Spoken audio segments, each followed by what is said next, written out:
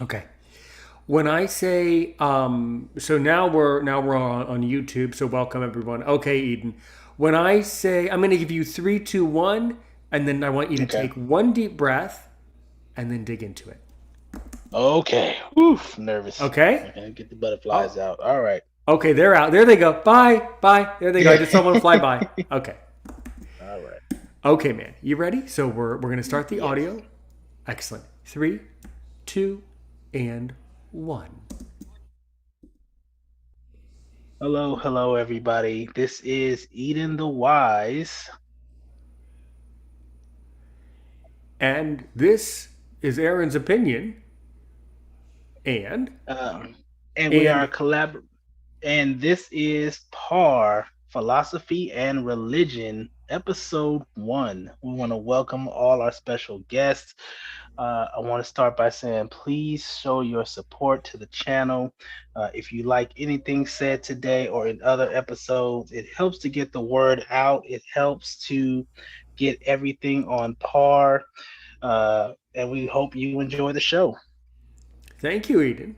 Why don't we start today by you spending just a couple minutes explaining, and I'm going to start your hour right about now, man, for you to sit down with this explanation. But why don't you start out by walking through, like you said over on WhatsApp, you were saying how you were doing some thinking about a dream and that we're going to make this dream come true. So why don't you actually start by telling us, well, you know, what made you want to come over to me and come up with this idea of par? All right, I'm going to start the hour now. Go right ahead, and we'll Okay. walk through the conversation. Well, you are a very good philosopher, and I definitely wanted to collaborate some things with you. I appreciate I it. am, I'm a very deep, devout guy when it comes to my religion, as are you. And I just felt like, it felt like a sandwich. When you put PB and J together, it makes one heck of a sandwich. It tastes very good. And I said, let's collaborate. Let's talk to the people. Let's use your main philosophy, one person today, a million people tomorrow. I'm all about trying to reach the audience. I'm all about what can I say, what can I do to touch someone's heart, or to just really collab with them, to really touch their spirit, touch their soul, and maybe help a million people tomorrow with that one person. So I felt this was going to be a great project for us. I think PAR is going to be what sets the tone for answering people's questions on what religion and philosophy brings to the table. Right. Beautiful, beautiful. And welcome back to another exciting episode of Aaron's Opinion.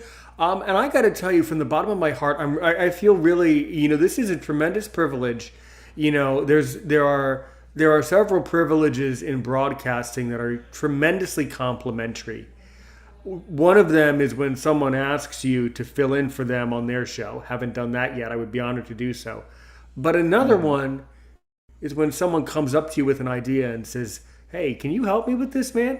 The fact that you took the time out of your life, and you're very busy just as I am, the fact that you took the Oh time out man. of your life to come to me of all people, by the way, I'm not important. Mhm. I'm not important. I'm not famous.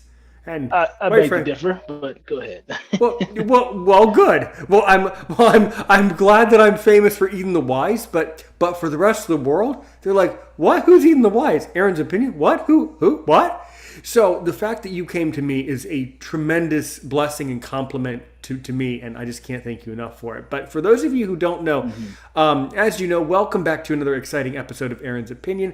Welcome back to the playlist or the special. This is a when you actually hear this, this will be played on Sunday. Eden, what time? I've been debating it. Are you going to be listening? Do I put this out now? This is your call. Do I put this out on 9 o'clock on Yeah. Sunday morning or 12 o'clock in the afternoon on Sunday? What's more You know appropriate? what? I think 12 o'clock is good. A lot of people are in church early. Right. This would be a good going home from church episode kind of thing. Okay. They're gonna get the word. They're gonna get the most people are gonna get the word on Sunday, and when they get home, or when they're listening on the way home, or have wherever they spend their afternoon eating their lunch, I think this would be a good conversation on that Mm-hmm. note. It would be good to just kind of refresh. We may even get on a topic that was preached that Sunday, and we break it down, and then we You know say, what? "Oh, I okay, would actually, and I commend you for that. I would actually be extremely interested in that because when we connect all of these things hmm together, then you start seeing how the universe works, and it's really cool. I'm not going to get, yes, I'm not going to drive all the way off the highway here when I tell you this, but I have been read by an astrologer. Now, hmm I don't know what religion says about astrology. Well, they would say, well, it's a sprinkling in some science here. But when hmm you look at astrology and when you look at what numbers can tell you from an astrologer that understands, uh-huh, I was read by a numerologist actually, and they okay, studied my okay, numbers. And point being, it started to really make sense. yeah, And that's one of the things that's really cool. So you can connect all these dots together, and hmm we're kind of helping you here on every Sunday here. We're kind of helping you to yes, understand and how to engineer our lives and really what's really going on in the universe. And that's one of the things that fascinates me the most. As you know, from here moving forward, hmm don't forget, par every Sunday, yes, 12 o'clock New York. If you're outside the United States, just ask me when it comes on and I'll gladly tell you. Don't there forget, you go. long form interviews on Thursday, also at 12 o'clock. Generally, hmm long form interviews here are not about religion or philosophy. So this is a really great section here we're launching. Anyway, at any rate, I am more of the philosophical type of person. As a Stoic person, I'm starting to study Stoicism. It's very ironic for the reasons. There's many reasons to which I cannot discuss here. But there's many reasons why I'm studying it, and what I've learned is that it's helpful to me to understand things. But we're gonna turn back to you for a few moments. Why don't you dig into some religious matters that are in your heart and see how I philosophize with them, because I have some philosophical questions that are hovering in my mind that I'm going to ask you. But Okay. on the religion side, why don't you talk about that for a bit? Uh, let's start with the beginning, and just to sprinkle just a little bit of philosophy on that, the domino effect. You know, me talking to other people led us together. You know what I'm saying? It's not like we walked on across the street and I saw you at the window and said, "Hey, what's your name?" Things lead to other things that lead to other things. Um, just a little bit about the beginning of Genesis. If we really think about the beginning of man and how it was the fall that they established where we are today. I always think to myself, where would we be if Adam hadn't have done what he done, if the garden never existed, if the whole concept of God and Satan didn't Yeah, exist, where would Aaron and Eden be today? A lot of things lead to a lot of things that lead to a lot of things. It's For me, it's a little mind-boggling how, the lead up to 2023, thousands and thousands of years ago, things happened in the Bible that you think to yourself, through the good and the bad, if these things had not have happened, where would we be today? And it makes me, it always boggles the imagination. If I had never found UVC, if I never taught the dollar bill, would me and Aaron have ever collaborated together? Have we would in this vast universe? yeah, I don't believe in mistakes. I believe everything happens for a reason. Even when we first met, something in the back of my mind said, for some reason, I feel like me and this guy are gonna bump heads a lot. We're gonna talk a lot. We're gonna meet up, and something's going to happen. And it could be with this par project, our pilot. Something's gonna happen that may or may not change the world for the good and the bad. Something might be said, something might be talked about that somebody can turn on a light bulb and say, I didn't see it from that point of view. And now I see it from that point of view. And I feel like Adam and Eve, though they were not perfect, they made their mistakes, they made their temptations. Sometimes you can still find good in a bad situation. And so, in this episode, talking about just religion alone, you know, everything happens for a reason. You know what I'm saying? Everything happens for a reason. Though I wish they hadn't have made that mistake, but because of the mistake they made, because of the sin that they committed, we now have a chance to now collaborate and talk about the history and the Bible and add philosophy to it. You know what I'm saying? Yes. And so it's just things that led up to things that led up to things. And that's what the topic is more so the domino effect of life. You know, you push the right domino and you never know where the last domino will last in life. Beautiful. You know what I'm saying? Beautiful. You know, Absolutely and, beautiful. and and so You yeah, explain go ahead. you explain things. It's just I was wondering the other thing that stands out to me about you, Eden the Hmm. Wise, is when you explain something to me, I understand you. Hmm. You know, I don't know Yeah. where God, I don't know when and why God decided to give you that gift to be able to explain stuff to people. But when you do Hmm. so, you explain it clearly and kindly and in a Yes. beautiful. You're like painting this picture, like literally. I can see dominoes falling down. Yeah. I really can, because your Yeah. ability to have a conversation, you're really good at it. You know, Hmm. I'm one to believe that I am definitely not sorry for I'm Hmm. not as you know I'm a very cynical and very pessimistic person, and when we talk about Yes. society around us, I don't have much sympathy for people who are Yeah. not deserving of sympathy. And you do Yeah. understand the difference from what I mean by when I say that Yeah. Yeah. I don't Yeah. have I sympathy. completely understand. I completely You understand. know what I'm talking about. So here's Yes. the thing. I'm not going Yes. to sit here and say, well, I'm glad or mad that Adam and Eve did whatever they chose to do thousands, hundreds of thousands of years ago. What I am appreciative of is that we had Hmm. great scholars and great prophets that had the Hmm. sense, that had the savoir faire, as we say in my French language, Hmm. the the know-how, the know-how Yes. to realize that they needed to write it down. Actually, the miracle, when from my perspective, philosophically, Yeah. the Uh-huh. miracle isn't that Adam and Eve made the mistake. The miracle is that God reminded the prophets to write it down so that we Yes. would Yes. remember, so that we would remember that they did that. And this channel is the epitome. I Mhm. don't want to say epitome, but I just said it, so I'll say it again. This channel is the epitome of that notion. I'm not actually talking to you now, although Yeah. we are. I'm talking to you so that 30, 40, 50 years from now, some Yes. great grandchild will be able to pull up some sort of device in midair and they'll say, "Hey, is that Aaron's opinion thing from the 2020s? Is that still Hmm. available?" And then they'll be able to watch it and they'll be able to say, "Gosh, that Aaron Richmond, that Aaron's opinion TV. You know what? He was a little crazy.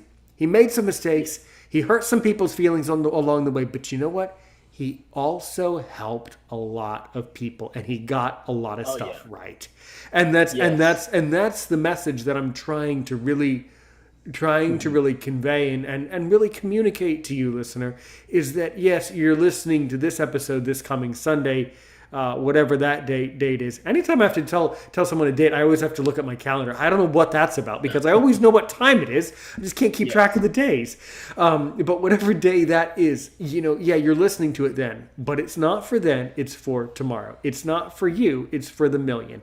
And that's truly Yes. how the ingredients of this spirituality and this conversation works, is that this is material for the future, and that's Yes, it my is. greatest dream and hope. Now on onto some other philosophical things. I was looking up some stuff to talk to you about, Okay. and one of the things, since you brought up the creation Genesis, which of course is a great place to start with, of course, the famous English words if you read it in English. Although Hmm. I'm sure, I'm 100% positive you can recite a little bit for it in Latin if I asked you to. I'm sure you could. I have faith in you. But in Hmm. English, as it says, in the beginning, right? So in the beginning. So Yes. Yes. One of the most common philosophical notions of many different questions. By the way, Hmm. great shout out to another great creator. I just can't help but admit and can't help but give recognition where recognition is needed. Thank you, Daily Stoic on YouTube, an Hmm. amazing channel with over 1 million subscribers. Again, the reasons why I'm digging into this now can't get into every last reason, but I am. And the fact is this: I watched their one of their videos, and there might be a method to Okay. my madness of which ones I watched, but there was 12 Hmm. different philosophical questions. Here's the one Okay. that I'm gonna throw it towards you, and I want you to dig in with the religion, the philosophy, and then what you think, Eden. Okay. So when we talk about one of the most common things that we need to digest as we say Homo sapiens sapiens these days is the notion Hmm. of why we spend so much basically, and I'm paraphrasing a lot. Well, why on earth do we spend so much energy worrying about things that we can or cannot control? So the notion is, Okay. and here's what we need to figure out. And I think this is a good springboard. Do Okay. you think if you were to look back in Genesis from what it teaches you theologically, would you tell someone? Would you tell me that my life is completely in control, or does God truly have some sort of plan for the entire existence of the past, present, future? Over to you. Okay. Let's first tackle the control part of it. Um, the reason why people spend so much time trying to control things, because as I spoke on before, fear is a form of control, and vice versa. We fear what we cannot control. Imagine, if you will, if somebody came to your house, Aaron, and they took all your doors off, and they said, "We just want you to lay in this house for a week with no doors." You no longer control your safety. You're gonna think to yourself, "Well, when I come home and I lock my doors and I turn my alarm on, I have a say in my safety. If you take my doors away, I no longer control the well-being of my safety." So man has a way of trying to control every aspect of life because they fear what they cannot control. That's included in religion as well. If you can't control certain aspects of religion, you fear where you might go in life. We fear death. Everybody has confidence that we do the right thing, we're gonna see heaven. But somewhere in your body, somewhere, you think back to yourself, well, what if I don't make it? Then what do I do? What if the one thing I did wrong cost me my whole life? And so we try to control ourselves by doing the right things because at some point we fear the worst. And so when he says, why does man spend so much time trying to control everything? Well, that's part of the reason. We tend to fear as humans because we are humans. We have a heart, we have skin, we have a soul, we have a conscience. So naturally, we fear what we don't know, or we fear what we cannot control in life. And so that's kind of where things kind of go from there. What I'm saying? We try to tackle every aspect of everything because as long as we have control, fear doesn't really affect us as much. If that make does that make any sense to you? It does. It does make sense to me. So Okay. then, I guess what would you say, or I guess what do we really? So then, how do I tell the difference? I guess the question that I would want to know. Well, Okay. if I'm looking at an equation or a problem in my life to which you and I have had many things to overcome in very different ways, but we have. But if Hmm. I'm looking at, Yeah. a certain obstacle in my life and I have to decide, well, is this something that I should be afraid of or can be feel fear that I'm being controlled by? I guess how do I really intellectually tell if I'm truly in control and have nothing to fear at all, or how do Hmm. I tell if I genuinely am not in control but I still need to genuinely fear some of the problem? how do I Yeah. tell? Well, there's a hard way of telling, but the way you can tell is when your options are limited. Okay. For example, you cannot control the laws of the world. You know what I'm saying? You can't go on TV or YouTube and say, I feel like we're paying too much in taxes. I You can know, say so that if I want. sometimes you can say it, but you know for a fact that's not going to change the aspect. Correct. Sometimes control is in your inner circle. Some things around me I can control. I can control where I go. I can control what I eat. I can control where what I what I tend to do that may or may not put me in certain danger. For example, when you went to France, if they had said we're having engine problems. Now, this is going to be a rocky trip. We may not make it. We may or may not make it, but let's all just wish and hope that we get there. You are in control of saying, I'm not getting on that plane. I'll schedule later. You know what I'm saying? Unless it's life or death situation, you are in control of that particular moment of saying, okay, I'm not going to choose to put myself in danger. Philosophy is going to tell you I'm going to naturally get myself out of that situation. Sometimes things are brought to you before you have the option of controlling them. A bad girlfriend, a bad breakup, you know what I'm saying? A bad boyfriend, a bad situations. Everybody gives a warning, a red flag of some sort before they are able to control a situation or not control a situation. Now, in certain situations, we are put in situations we cannot control. It's just a part of life. When you look at the mass shootings, you know, these kids chose to go to school without knowing what was going to happen to them that day or whatever. You know, you go outside your door, you get robbed and you get killed. Some things are out of your control. Now, how we can tell what we can and cannot control is you're given set options in life. You know, you cannot control the end game. Only God knows your last days here. But what you can control is, am I going to put myself in more danger or less danger as I go through life? You see what I'm saying? Yes. That's how you know. Right, right. Yeah, or Mhm. basically the other thing, and the other concept which leads into the next thing, is how we digest and understand consequences and Yes. causal effect. So I think, consequences and causal Hmm. relationships are very complicated to understand and very, very interesting to study. So when Yes. a lot of times when we break down a problem, at Hmm. least now that I'm in my 30s, I'm noticing it more and more and more, which is this. Yes. Well, if I don't do this, here's two interesting facets here. So if I Okay. don't do this activity, well, what, or if I do the activity, what are the negative things that could happen for Yes. doing that particular activity? Or the other thing to look at is, well, even if it's a successful activity, what are the risks? Or the other concept is, what is the consequence of risk? So I guess Yes. I would wonder, because we all have to understand that there's consequences for action. Like you said in the beginning, Adam and Eve, there was an action, there was a consequence. Then we're here, right? Yes. Then we're in the to be, then we're here, right?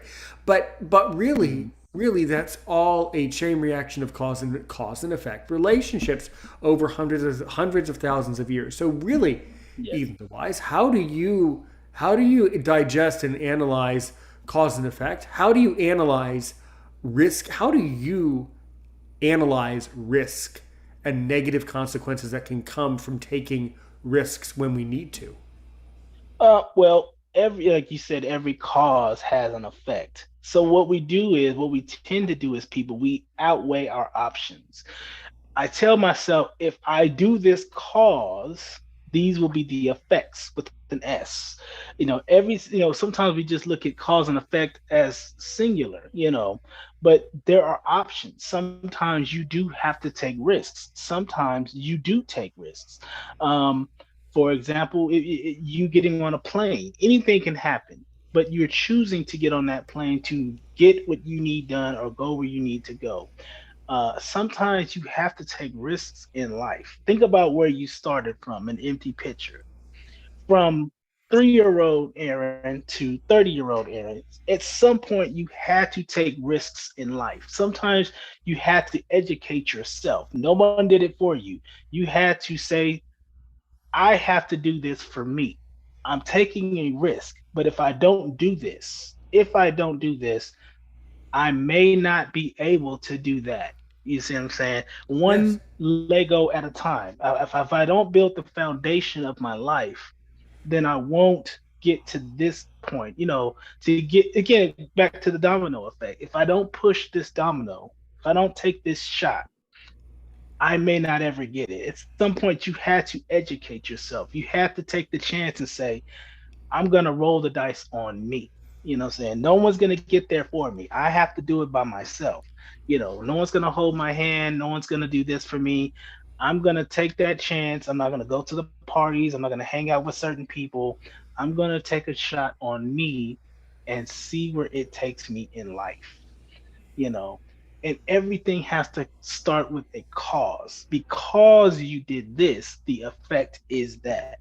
Sometimes the payoff is great, sometimes the payoff is devastating, sometimes the payoff is a waste of time. But because of the fact, like you said earlier, 50 years from now, because of what we're doing today, hopefully the effect is somebody downloads this episode and says, wow, I never saw it that way. Now that I'm opening my eyes, I can tell somebody else this. It's for me, it's not about what we're talking about. It's what they are talking about because of this. I don't want them to play my voice. Take what I'm saying and share it with somebody and help them. Hey, I heard somebody said this, and so I'm sharing it with you. See what I'm saying? Yes. Yes. And that's precisely the concept. Another question that's a really important one to think about is Mhm. are we being or doing? And this is phrased this way. In other words, Mhm. we have, it's commonly thought that we Mhm. have beers or doers. And Okay. what that all means is sometimes people are just being, they're just kind of in the background as beers, Yeah. Yeah. where other times they're doing things for themselves. So how do you feel about that? What is this? Because when you actually stop and think about it, it's kind of an arrogant concept to have a show just for us where we talk to ourselves basically and hope that Yeah. someone else listens. Well, that's Mhm. kind of a doing because we're doing it Yeah. for ourselves, but then it's also a being because we hope that someone else in the future will be happy with what we did now. So, what do Yeah. you think? Are you a beer or doer? I'm a little bit both. You have Yeah. to be both. Again, when I was talking about my teacher, he was the guy that believed in, he always used to say, I'm not good or bad. I'm both. I can't be one and the other. I have to be a little bit of both. I do things for the goodness of my heart, but I'm being here serving as someone that, hey, I hope you listen, I hope you don't listen. It has to be a situation where, it's kind of like the concept of the tree. When people say, well, if a tree falls in the forest, does it make a sound? You know what I'm saying? Are we put here as a pawn on the chessboard, or do we have a purpose? Are we moving the piece on the chessboard, or are we the piece on the chessboard? Sometimes you're put into place for something else. What I'm saying?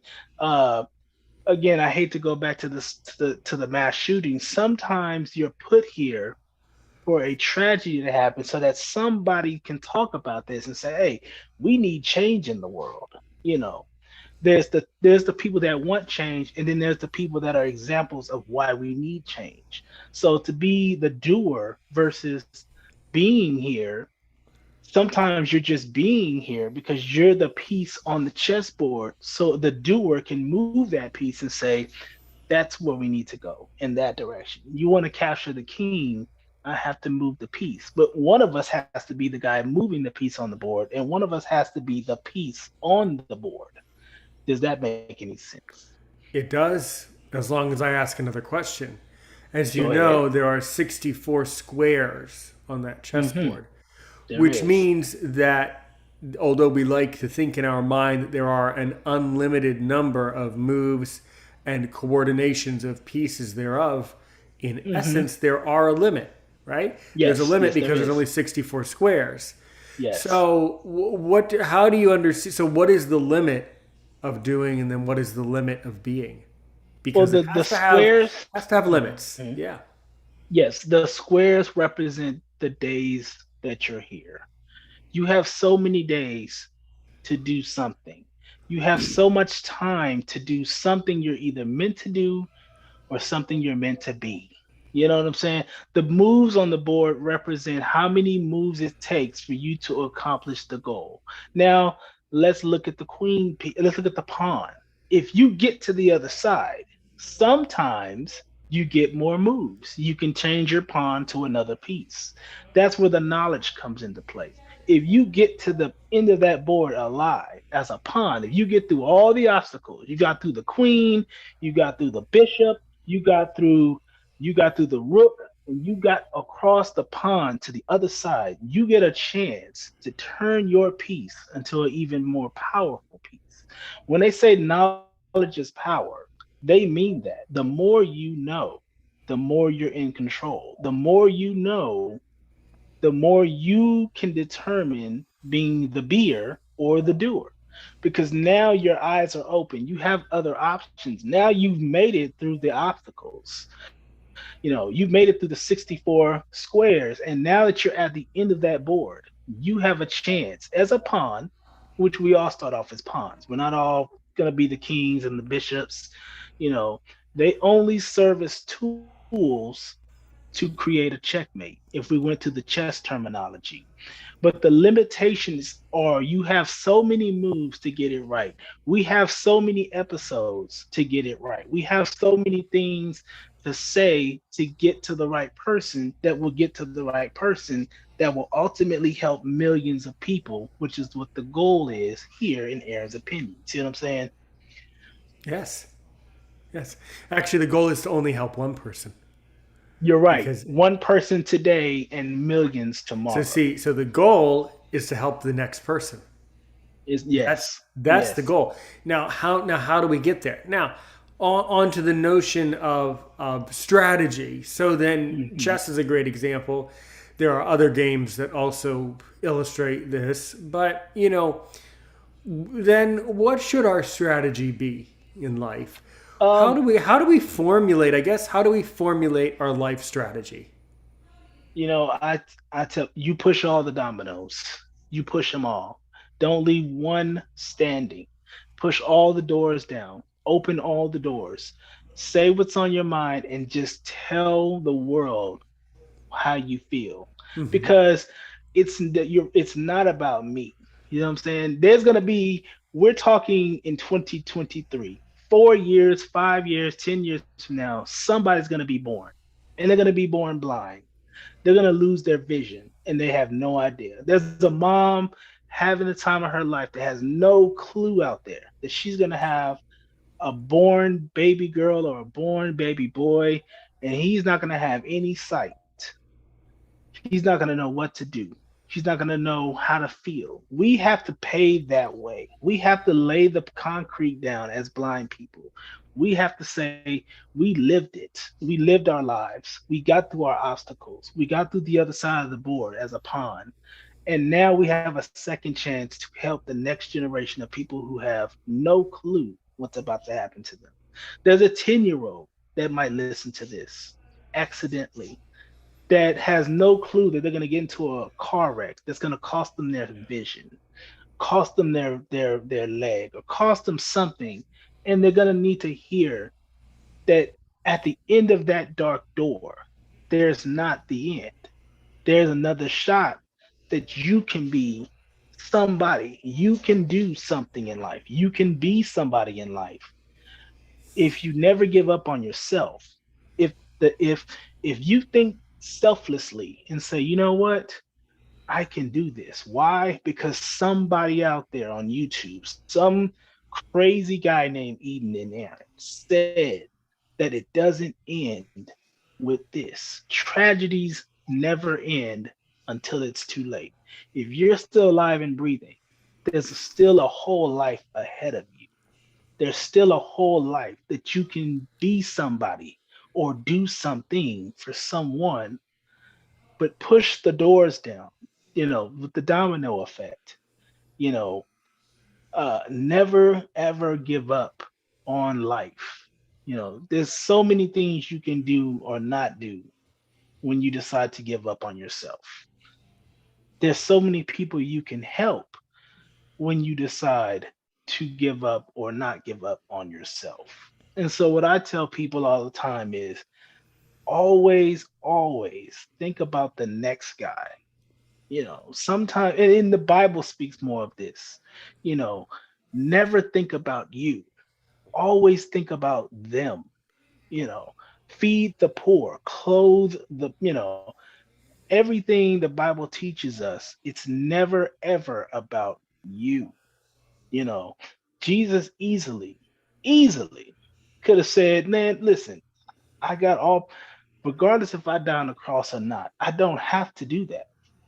My life is fine. I'm sealed. I'm in heaven. I don't, if I choose to help you guys or not help you guys, I have a place in heaven. If I could easily go to my dad and say, no, I'm not doing that. Look at what they're doing. I don't have to do that. I don't have to do anything for those guys. They're not going to be grateful. A lot of people are going to start shooting up schools. Why would I help these people? You know, but when you have a heart for someone, sometimes it hurts you, but you think about the next person and say, I'm not going to let it hurt you. See what I'm saying? Yeah, yeah, I do. You I know. mean, and that's really, that's really fascinating. So Hmm. when we look back, and I mean, this is where, next week on next week's show, since this is Yes. such a beautiful thing that I mean, since you're doing perfectly, as I knew you would deliver, and you did, as always. I mean, so, and this is where, you can come with portions that you would like to talk about, or sermons that you would like to specifically, speak about. But so, Harsha. Hmm. right, and that's what we call it in my faith. But you have probably a different word that means the same thing for the New Testament. But you know what I mean, the portion that someone should read Yes, each yes. day. So Hmm. when we look at these important books and we study, the numbers, and don't worry, I'm going to get to the year thing in a minute, because I see Okay. the question just popped up, and I see I'm already reading people's minds. This is great. See, the This is why the I picked question. you. This The, is why I the, chose the you, Aaron. question the question I can see what you're about to ask, and I'm going to get to it. But for one Okay. thing, so why on earth, and it's a good thing to study, why Hmm. do we read certain portions of either the New Hmm. or Old Testament on certain days? And I am a Okay. 100% sure there is an important reason. Uh, a lot of it. I mean, we'll go with the simple version first. Sometimes your preacher or your rabbi will tell you read this book. You know, sometimes situations happen in our lives, and we try to find a scripture that will answer the why. you know that's the biggest thing in the Bible. We always have to ask why. Something's going to happen to you or already happened to you, something's going to happen to me or already happened to me, and we're going to say, well, why is this happening? And so sometimes we turn to certain portions of the Bible to get a better understanding on the why. You see what I'm saying? Well, To sort answer of. that Well, question. a little bit. But then I was under the impression that there is a specific you as a minister have, you know you know what portion you need to read for that day or that week. Correct? Okay. For the situation, like we don't have more. I mean, in the Baptist faith, we we read certain portions of the Bible depending on the situation. For example, when we're having our communion or fasting, the Lord's Supper, as most people call it, we'll read. scriptures based off of the Passover, when Jesus talked to the disciples and things like that. We'll read that Hmm. portion of the Bible. Sometimes in certain holidays, we'll read certain, Christmas, we'll read the story of baby Jesus and how he was born. So sometimes it's the situation more so of the timing. Now, certain religions, I know, there's Ramadan. I know there's in the Catholic faith, I believe there's a leap. What's the word I'm looking for? Lent. So certain times of the year, certain portions of the Bible are read or studied to better understand traditions that were in the Bible. You know what I'm saying? Hanukkah, being one of those things. Sometimes it's not necessarily a weekly thing. It's more of a traditional. Hmm. This is what we do in this month, or some religions. This is what we do in the week of this month, or Right. something like that. Yeah. Hmm. Maybe, and I don't know. Considering that I'm a Jewish guy, I don't know, but maybe in the Jewish faith, maybe it's a little bit more. Maybe it's more of a pressing matter, and let me express it a little bit further. So, of course, Okay. there's the Hebrew calendar, as you know, that has a set Yes. year and a set Hmm. Hebrew words for the different months of the year, and every week there is a specific date on that calendar. That Uh-huh. date and that number links to a specific section of a specific book, and it could be verses, 1 to 10, da da Yes. da da, da. And it says you have to read these verses on this day and only these verses. The other thing to note is that the holidays of most importance that have the greatest level of spirituality and significance happen in either the spring or the Hmm. autumn, for the Yeah. reason that people should come together at times of the year when there is great transition. And that is a Yes. tremendously important. Now, I don't know. You just alluded, and I never quite understood, but you educated me about it. You now I know that you're a Baptist minister, correct? So, We're oh, non-denominational, but I grew up in the Baptist faith. My okay. So grandfather you, was a okay. pastor in the Baptist. Yeah. Just talking to this guy right here, the Eden the wise guy. You're a Baptist, right? Non-denominational, but grew up in the Baptist faith. Oh, okay. My So, church is non-denominational. I'll say that. Let me clarify. My okay. church is non-denominational, Right, but I right, grew up in Baptist tradition. My grandfather was a pastor in the Baptist faith. My mom right. started in the Baptist faith. Now she's a pastor in the non-denomination. So that's more so Yeah. just it's not committed to one thing or another, but I cling to the Baptist faith because that's Okay. where I grew up learning. Yes. Okay. Do you mind if I note you down here in the tablet over here? Do you mind if I say Baptist for you? I think You I've can say decided. You're Baptist. Yeah, you can go okay. ahead and say All right, Baptist. we're Yeah. gonna have to note this in the scrolls here, and then the Roman count. We're gonna have to document this. He's a Baptist. Okay. Hmm. So the Baptist. point in me figuring that out is that in the Jewish faith, the Hmm. levels, we don't have denominations, but there are Yeah. levels, reformed, orthodox, conservative, and it goes up and up and up to the levels, to the people at the top Yes. level, which would be, of course, the as the word I know you've heard this word, the Hasidic or the Hasid, Hasidic Hmm. Jews who follow all 613 laws. Yet Yes. yet we're less concerned with the denominational thing. But the point where we got off on this little tangent, the point is that in the Old Testament, it's very important to read the portion for that week. Now it seems like Yes. you obviously you know that, but it's also good to know that in other faiths, well, you might want to read a certain portion based on a situation or what's going on in your community at that time. That's really Hmm. cool. That's beautiful. That's also Yeah. valuable. That also holds obviously tremendous value to read the right Yeah. to read the right section at the right moment. That's really powerful. Yeah. Hmm. Oh yeah. And the way I look at it as, I studied a lot about Judaism, but I've Hmm. always also left the door open for someone to enlighten me more further. I've read about the Tanakh, I've read about the Apocrypha, but I've always left the door open for someone to interview to say, tell me more in depth about your religion. You know what I'm saying? I've met many people in different styles of religion, but I've always left the door open for them to tell me, rather than me reading it, it's always good to get it from the horse's mouth. You know what I'm saying? Because, there's so many laws in the Bible that people have no clue.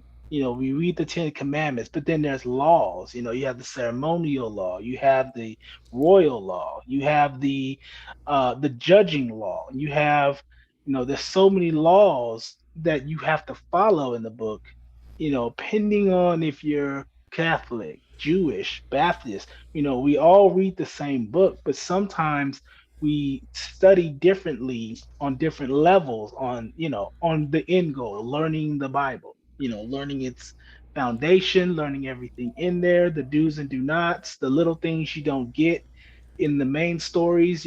Sometimes you have to read a little into the other scriptures to get the meat and potatoes.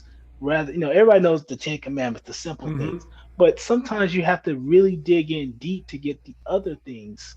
A lot of things that people do came from the Bible, and they don't even realize it. For example, the Muslim faith, they got it from the Bible. When there's Jacob and there's Ishmael. Had there not been Ishmael, there would not have been the Muslim faith. But that's where it correlated from. You know, I'm not too supportive of the Jehovah Witness. I kind of feel like they're founding their own thing. But had it not been for the book they found under the rock, there would not be that religion. It goes back to the domino effect. But I try to keep an open ear to those who study the word, study their faith, discipline. You know, they're very disciplined in their faith. No one's perfect. We're all gonna kind of slip and fall. You may read, and in one week you may be too tired to read. But you know, those who are very disciplined in their faith, I like to hear it from their perspective. You know what I'm saying? I know what Because you're they saying. live it. Yeah, they because live it. because they live what they read, meaning that they completely, what it comes down to is they took ownership of the wisdom from the past, and that's Yes, and that's yes. and that's what it all comes down to.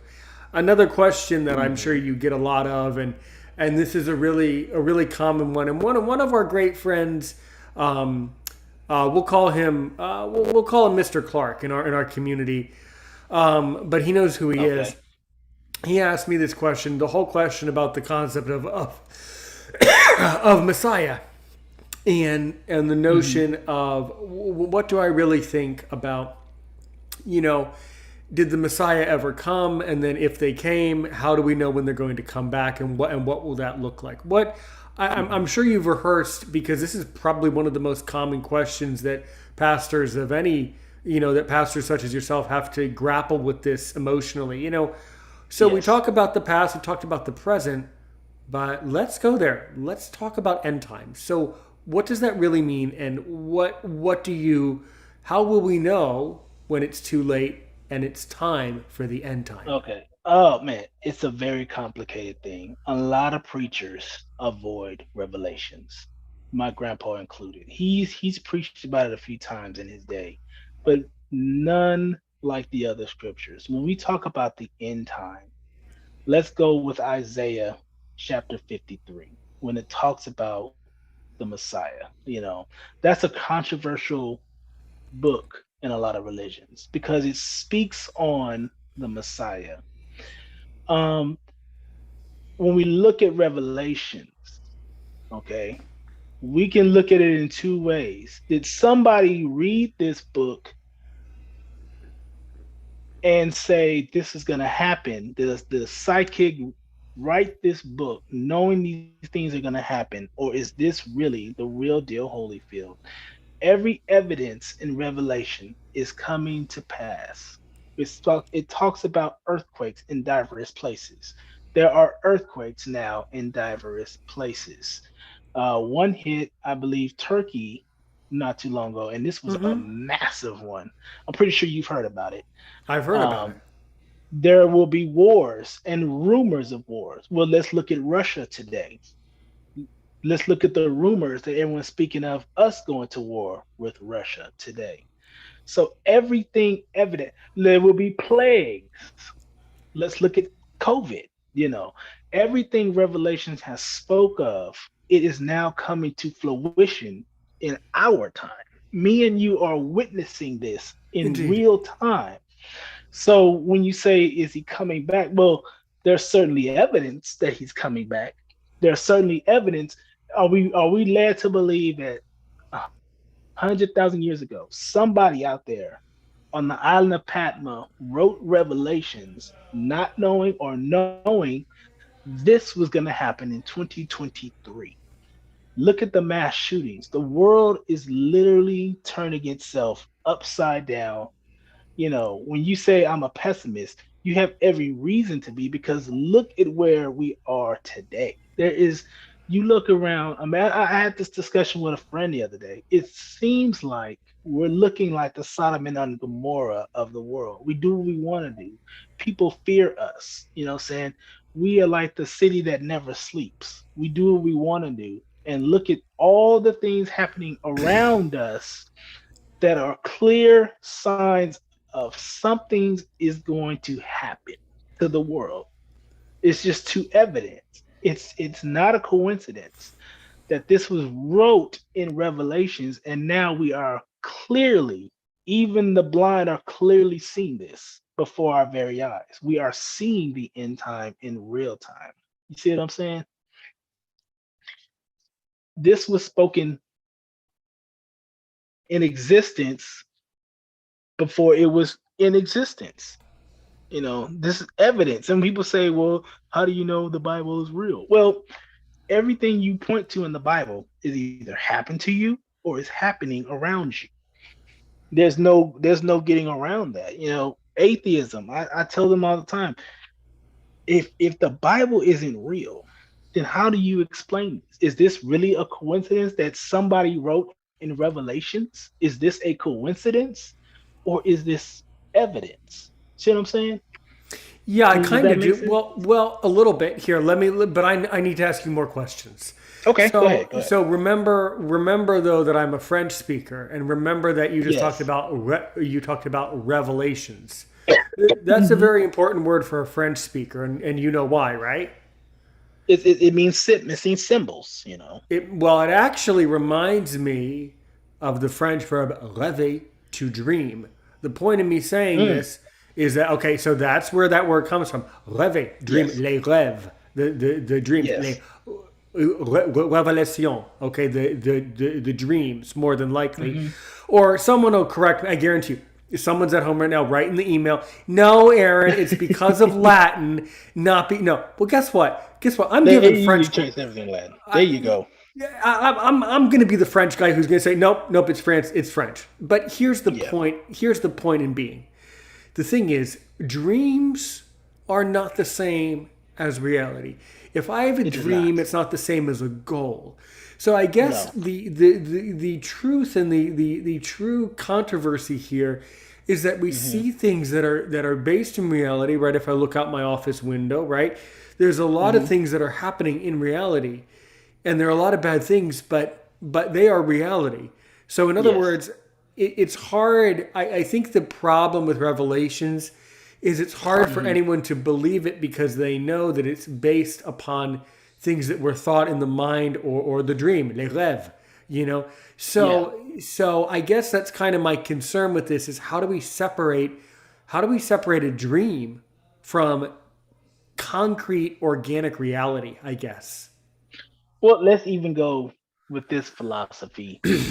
What if a man read this book and is trying to create a reality from this book? Hmm. Let's play the devil's advocate.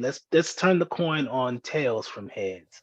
What if somebody is out there saying, I want to destroy the world, through nuclear wars? You know, how can I set this up? Let's go with some people think that COVID was created. I'm a little bit on that side as well. In a laboratory, they said, let's create COVID. Let's create, which is really the flu in another form. It's just a mutated form of the flu or pneumonia. So somebody says in this book, it speaks of plagues. Let's create a plague in the world. You know what I'm saying?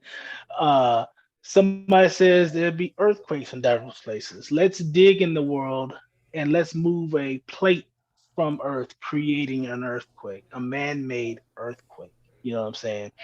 uh when you separate dreams from reality, you should separate dreams from reality, because as you say, dreams are not the same thing as real life. We have a dream, I dream that I can fly, but when I wake up I know I can't fly. You know what I'm saying? That's just not going to happen unless I build a jetpack or something that makes me fly. There's a lot of things that happen in your dreams, and I'm an expert of dreams. I've had very vivid dreams since I was 3 years old. Very, very vivid. Different worlds, different. It's crazy how dreams can take you from one thing to another. So let's take Revelation and say somebody dreamed of this happening. You know what I'm saying? But the thing that fascinates me about that is, well, let's call it a dream. Let's call it controversial. It when was Revelations wrote? You know what I'm saying? And if that man dreamed this, somebody is either recreating that dream, or this is happening because of what was written in Revelations. You know what I'm saying? Like, we know John can't Mm-hmm. be alive. There's no way he's alive on the Isle of Patmos. You know what I'm saying? This is something wrote. Does he come back as a spirit and write this? I'm with you on the controversy part of it, because it's like, okay, if this is going to happen, let's say next year, the world's going to end. God's going to take the world away next year. Did he? Is he going to come back in spirit form and write down what's already wrote down in the Bible? How does that work? You know what I'm saying? Is there any possibility, and I'm really stretching my imagination, Okay. is there any possibility that Revelations was written upon things that happened in the past? Is it That possible? is that is definitely something I said one time. I said maybe we are writing the Bible today, our Bible today. Maybe what happened in the Bible happened already. These are past events that has happened, which would explain. Because I had a talk with my grandpa about this yesterday. As a matter of fact, what if Mars was that Earth? And when you look at Mars today, it looks Hmm. like a place that people used to live at that was destroyed by fire. It's red. It's red everywhere. There's evidence that there was rivers and lakes here. And what if now our planet is reading a Bible about that Earth, and now we're recreating our Earth for the next people to read our story? You see what I'm saying? I What if? completely do. One of the 12 questions in this particular thing. Thank you, Daily Stoic on YouTube. You know what? We're going to get, you know what? You and I Hmm. and a couple other people, we're going to sit down with Daily Stoic. We're going to Oh, I sit hope down with so. that. And I know you know who I know you know. Let's not name drop him this second, but I know you know We're who not it gonna name is. dropping. Yeah, we're not Yeah, gonna you dropping yet. we know who it is, and we're actually I'm so touched by you, and I'm so inspired by you. Actually, I have the inspiration. I'm going to go contact them. I'm going to see if we can get them to be one of our first guests ever on this. That would be like out of this world, unbelievable. But the last question in the video that I watched today, something Mhm. about the 12 philosophical questions that are asked all the time, and yes, I'm butchering the title, but Daily Stoic on YouTube. Thank you. You know what I meant. One of the questions is, Mhm. so what is the meaning of life? And I think you just explained it. The meaning of life, we shouldn't ask what is the meaning of life. No. The question is, and the way it really works, the meaning of life is that we give life meaning. We I yes. are the meaning of the life. And it's a very It that's a very powerful point. But yeah. then that would go back to me being very suspicious Mhm. and very convinced and very concerned that more than Yeah. likely the things that happen in Revelations happened in the past, and someone just wrote it down in history and said, Yeah. "Don't forget, tell them because it's going to happen again." And now look where we are. It's happening. You Yeah. know what? Now I I can't. No, we can't I'm a true. correlate it. We can't correlate it, Mhm. but that probably we're on the right track. You and I, right? I think so. I mean, look at the flood. I mean, sometimes, and I can't think for God. Sometimes, and sometimes, we try to compare ourselves to God, what like how He thinks. Sometimes you hit the reset button. Sometimes the world gets so bad you have to start all over. And you look at the flood. It's Yeah. a literal reset of the world. Right. Not including Noah and his family, but he literally wanted to reset his own creation, start all over Well, God because of did. what was going on in the world. Yes. Well, So wait, so right, what so if God, Revelations? right, and God did that because what it was that the people of that time were, as it says, the people were evil and they were doing wrong things to animals, and there were some Yes. reasons for why that Yes. flood came No, through no, and washed he everybody had a away. reason to hit the. Yeah, he had a very good reason to. If you read the book of Enoch, it even goes into more depth. But Uh huh. I'm saying Revelation could just as easily have been the second reset. You know what I'm saying? It could have easily have been the Yeah, second reset. which is why I'm kind of darkly suspicious that that's a document Yeah. of My reset. thing That's is a this. that's a that's a Yeah. If testimony. if you're not, I tell every other philosopher or every other minister, Hmm. if you're not doubting and asking questions about the Bible, you're not learning. If you just go with it at face value Right. without questioning everything, you are not learning anything.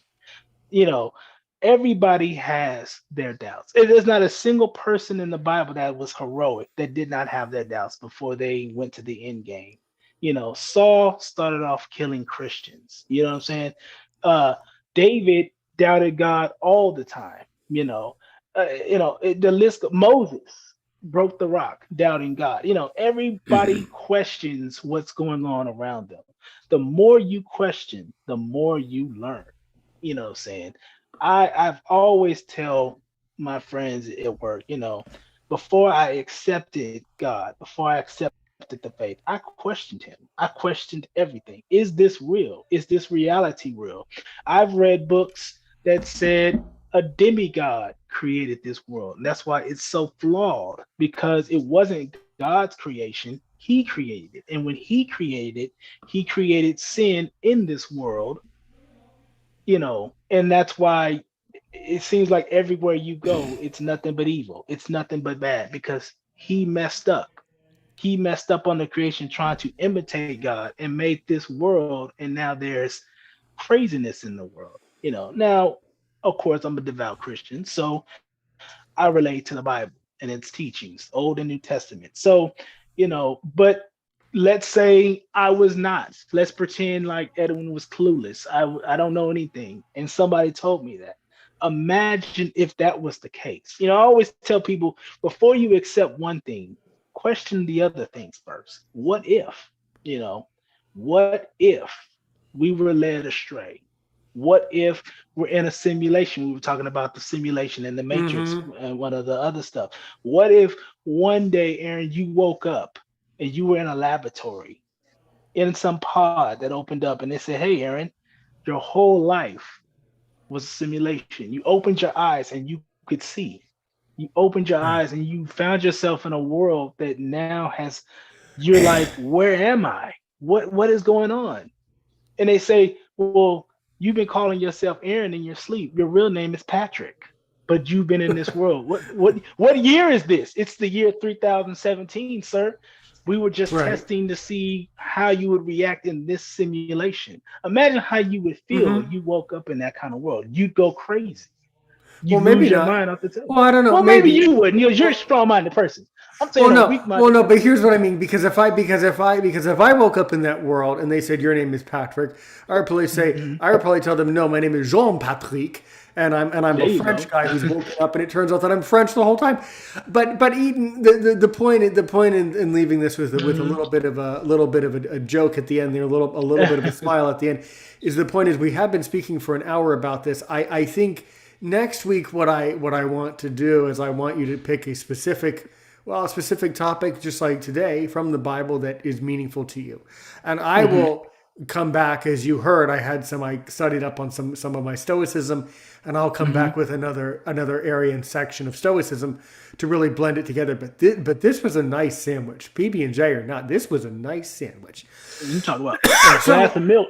If we get that guy on, that's the glass of milk with that sandwich. Well, for me, I need a little bit more than PB&J. I need some falafel. I need some fish. I need a glass of beer. I need, I need to eat, man. You can have your little PB&J, but I need a meal.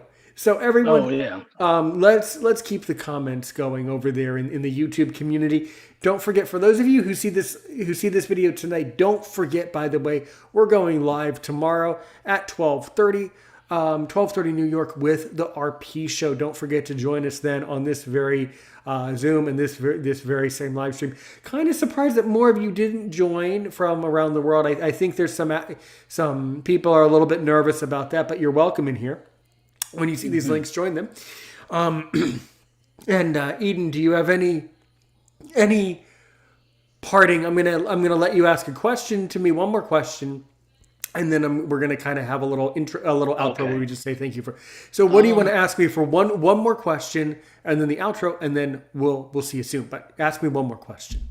Okay, I'm just gonna, since it's just episode 1, let's start with simple questions first. How many episodes you think we're gonna get this year?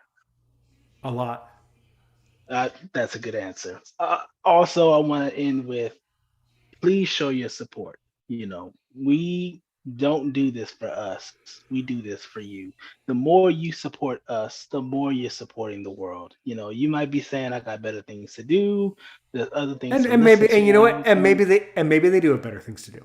Maybe they do. But give us your support. Like, share, subscribe, show a friend, put us on your Facebook or your other, your various medias. Please show your support. Show your support. We are here to support you. We're asking you to please support us. Absolute perfection. How are you gonna end it? By saying something like, here? Well, you can say something like, Tune in next episode. It's gonna be a great episode. It only gets better from here.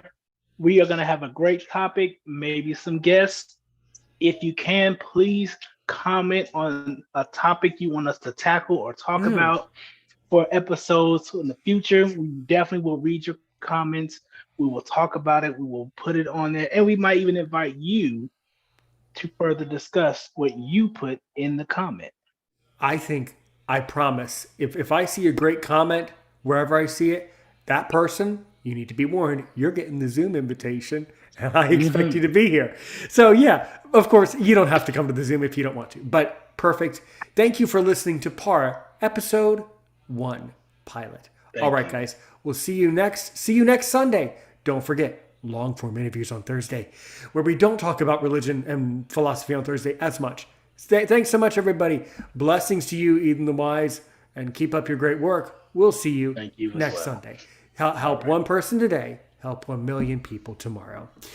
And of course, for those of you over on the YouTube department, Eden the Wise is definitely wise about that. Don't forget, subscribe, turn on that bell notification so you can know when we go live with a new guest. Don't forget to like it. Don't forget to share it and comment. And thank you. All right. Eric, so of course, thanks so much. Help one person today. Help 1 million people tomorrow. Stay safe. Stay blessed. And on this series, we'll see you next Sunday. And as for